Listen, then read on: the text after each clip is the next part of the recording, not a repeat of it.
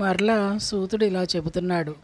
పూర్వాధ్యాయంలో చెప్పినట్లు సత్యభామ శ్రీకృష్ణునకు నమస్కరించి, ప్రాణేశ్వర, కాలస్వరూపుడమైన నీకు సర్వకాలాలు అవయవాలే అలరారుతుండగా తిథులలో ఏకాదశి, నెలలలో కార్తీకము మాత్రమే అంతటి ఇష్టమైనందుకు కారణమేమిటో చెప్పవలసిందని కోరగా, నవ్వు రాజిల్లుడు మామవాడైన నవనీత చోరుడు ఇలా చెప్పసాగాడు.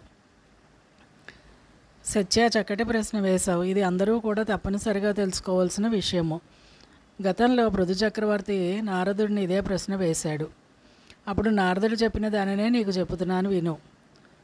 పృథు చక్రవర్తితో నారదుడు చెబుతున్నాడు.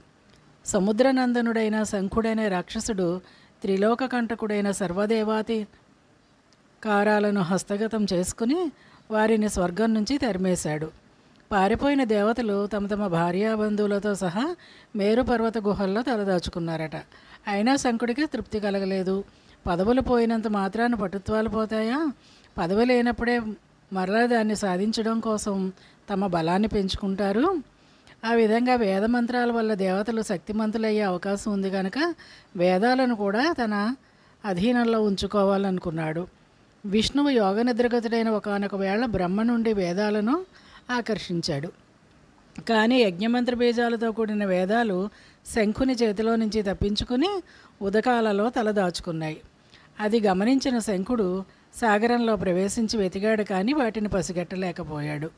అంతలోనే బ్రహ్మ పూజాద్రవ్యాలను సమకూర్చుకుని మేరు గుహాలయవాసులైన దేవతలందరినీ వెంటబెట్టుకుని వైకుంఠం చేరాడు.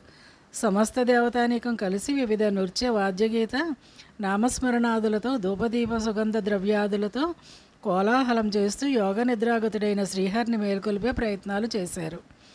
చివరకు నిద్రలేచిన శ్రీహరిని షోడశోపచారాలతో పూజించి శరణు కోరారు దేవతలు. శరణాగతులైన వారిని చూసి రమాపతి ఇలా అన్నాడు. మీరు చేసిన సర్వోపచారాలకు నేను సంతుష్టుడనయ్యాను. మీ పట్ల వరదుడినే అవుతున్నాను.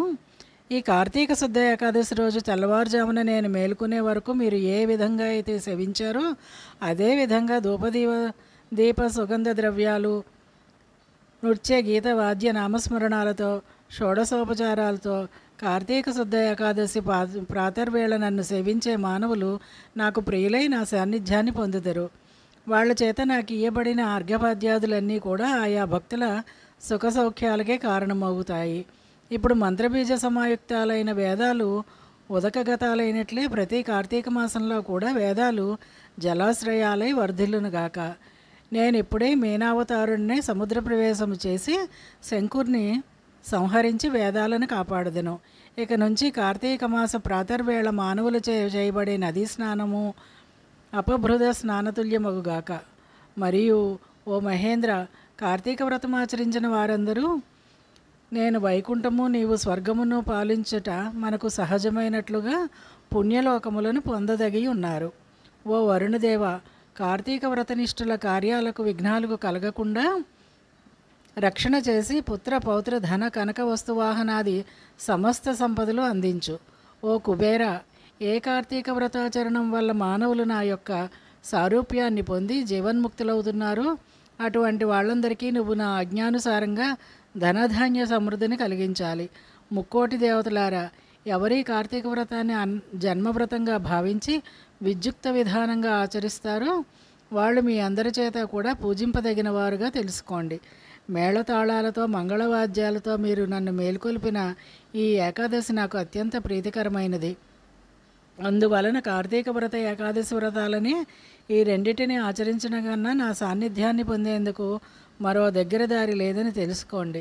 తపోదాన యజ్ఞతీర్థాదులన్నీ స్వర్గఫలాన్ని ఇవ్వగలవే కానీ నా వైకుంఠ పదాన్ని ఇయ్యలేవు సుమా అని చెప్పాడు.